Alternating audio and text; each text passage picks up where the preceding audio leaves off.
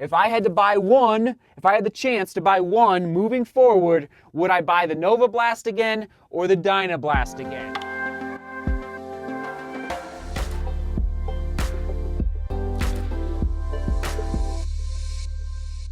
Cheers and good morning. How's everyone doing? Right into the studio. It's freezing out here. Actually, shout out to everybody doing the virtual Boston Marathon right now. I got my Boston hat on, trying to connect with everyone out there, putting in the 26.2 miles. I think it's this week, or maybe I see a lot of posting happening. I think there's a 1 week window where you can do it. If you're doing it, actually, let us know down in the comments, the virtual Boston Marathon. It's freezing out here. Hopefully you probably see some steam coming off the coffee. Let's dive in. ASICS Dynablast, I almost said Novablast, and yes, we are going to do a comparison to the Novablast. There it is up there at the top. There's the Dynablast down there. Let's dive in. All right, here we go. Neutral road running shoe from ASICS. Okay, so let's actually do the twist test. Yep, definitely neutral. Okay, maybe a little more so than I thought through the twist test, 100%.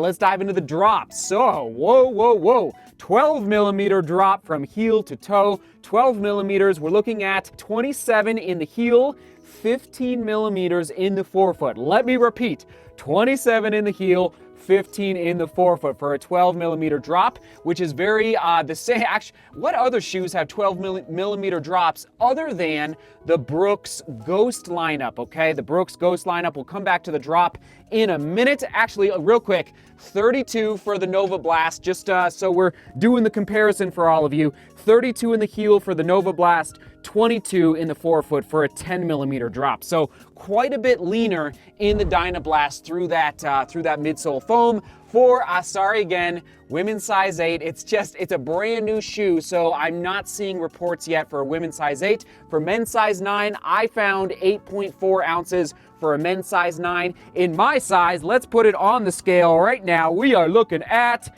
8 ounces, almost right on the nose, 8 ounces right on the nose, or 228 grams. And there is my score on the screen for the weight of the Dynablast. Not an incredible score, but not a bad score either, okay? Kind of middle of the road score with a 7 out of 10. And onto the top of the shoe of the Dynablast, we're looking at a knit upper versus an engineered mesh in the Novablast. You know what it's reminding me of is who out there owns the Torin from Ultra. That's what it's reminding me of. The Torin is definitely thicker as far as that knit upper, but that is the material that I'm thinking of when I put this shoe on my feet. A little bit of scrunching happening up through the toe box. You know that I don't like that. By the way, when true to size, this is roomier through the toe box 100% than the Novablast. Definitely that knit upper for me was definitely way more flexible and stretching for my foot. Lockdown was great. No, actually the lacing up was great. It felt very, very comfortable. The tongue is not, let me just confirm, the tongue is not gusseted, but it laid on top of the foot quite nice. I was actually pretty surprised when I realized it was not a gusseted tongue, how well it laid on top of the foot. A fairly stout heel counter, okay? They've added 2 little plates here through the heel counter to help give a little rigidity and strength to that. Like, I'm struggling pretty good to bend that heel counter. I'm putting pretty good pressure on it, just so you know. Now, the major issue for me in the Novablast was that I had blisters. Remember that?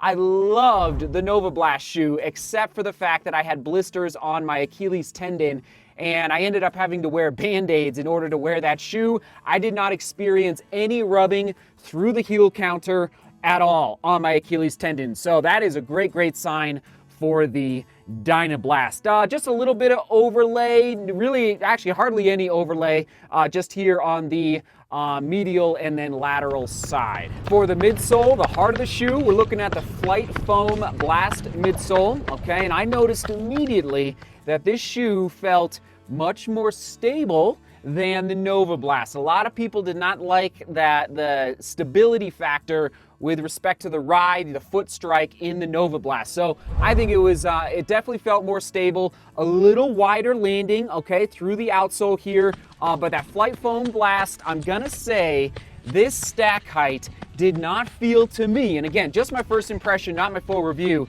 I did not feel as much of a trampoline. I remember distinctly using the word trampoline for the Novablast. I didn't feel that energy return through this Dynablast midsole compared to the Novablast, just so you know. But this shoe, the midsole, it definitely felt more stable through the overall gait cycle and foot strike. Onto the outsole, nothing crazy to write home about.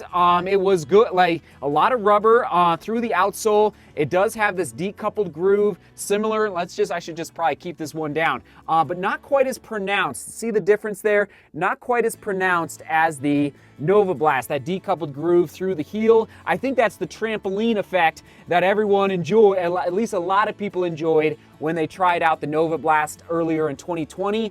But they still have a little bit of a decoupled groove here running from the heel up into the midfoot. For the fit and the comfort, the fit, again, no issues with the fit, true to size, except, okay, sorry, one little issue, just a little bit of scrunching up here at the end of the eyelet chain, okay? Not the end of the world, but a little scrunching up, and for sure a more roomier toe box compared to the Novablast. For the comfort score is not incredible. I think I enjoyed the comfort of the upper in the Novablast more. I think the engineered mesh just worked better. Yeah, it felt like a little more comfortable, especially inside with the inner lining of the shoe. And then definitely more stack height. You know, for me, I usually lean in the direction of more stack height for the comfort of the midsole, because with high volume training, I just like a little more protection under my legs and under my feet. So I'm gonna go with that score for the comfort level for the Dynablast. For my positive and drawback, my positive is going to be value. We'll talk more about that in a second. Drawback is the drop. Crazy enough, as soon as I left my house, I walked out the door, I started running, and immediately something felt off.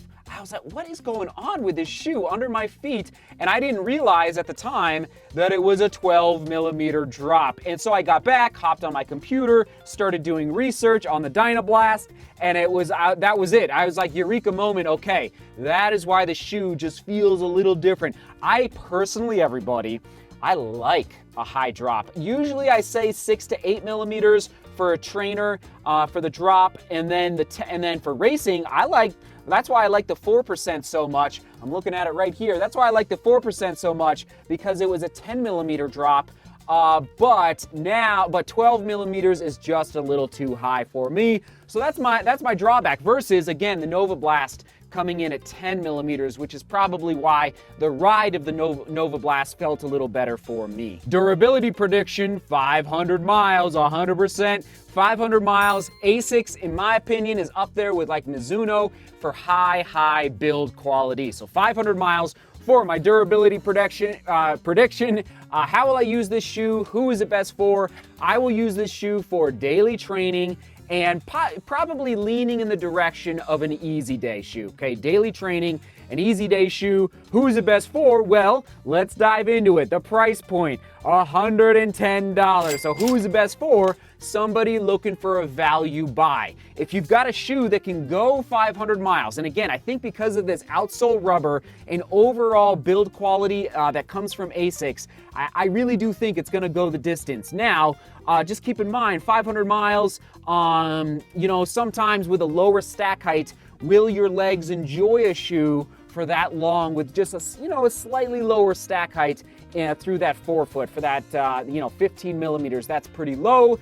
But $110, there's my score for the price, so definitely a value buy. Now, later today, I'm gonna do research back in the house for all of you. I'll put on the screen right now. I actually don't know which shoes I'm gonna pick, but I'm gonna put on the screen right now 3 or 4 shoes that I would put into the same category as the ASICS Dynablast for a value buy for all of you. Other ones to consider in case you're maybe a little hesitant of the 12 millimeter drop, a little hesitant of the knit upper, etc., etc. Oh yeah, before I forget, $130 for the Novablast, $110 for the Dynablast. And there is my final early score, not my final score, early score. We'll wait for 50 miles, see if the shoe changes a little bit over the next. By the way, today was a 10-mile run. Sorry, I didn't even mention that. Here it is on your screen. I don't even know what my pace was, but I went 10 miles. So the question is, you're probably wondering, and I'll ask the question of the day in a second, which, if I had to buy one, if I had the chance to buy one moving forward, would I buy the Novablast again or the Dynablast again? My answer to you for that is the Novablast, $130 versus $110. I loved the ride of the Novablast. Even though it gave me blisters, like, it was worth it because I just enjoyed the bounce so much. It was such a fun shoe to run in. It was a shoe, almost a tweener shoe. Yes, tweener alert. Where the fact that it could be a daily trainer, but I think I personally felt so much energy return from that trampoline feel that you could use it for a tempo day as well. So in my opinion, saving, okay, pinching pennies, $20 more in order to make the leap from the Dynablast to the Novablast, I personally think it would be worth it, all right? That's just where I'm coming from. That would be the one I would buy. Again, question of the day, are you in the market for a daily trainer? Okay, that's the first part. Part two, just like yesterday's question of the day about the New Balance RC Elite, what component of a daily training shoe are you most interested in? Okay, what is, maybe it's, a lot of people were saying the ride of the midsole. Is it the upper? Is it the weight? Is it the price point? What is the component of a daily trainer, not a racing shoe, a daily trainer that you are most interested in? Come on now, everybody. Hope you had a great day. Keep working hard. Oh, you're watching this on a Thursday, I do believe. Have a great Thursday. Let's do this. And there goes the light. That's a sign that it is time to call it here in the studio. All right, we're gonna toss it to the ASICS running shoe playlist right there, right there. ASICS running shoe playlist right there, right there. Or it might be the ASICS Novablast, now that I think about it. ASICS Novablast right there, right there. Seek beauty, work hard, and love each other. See you tomorrow.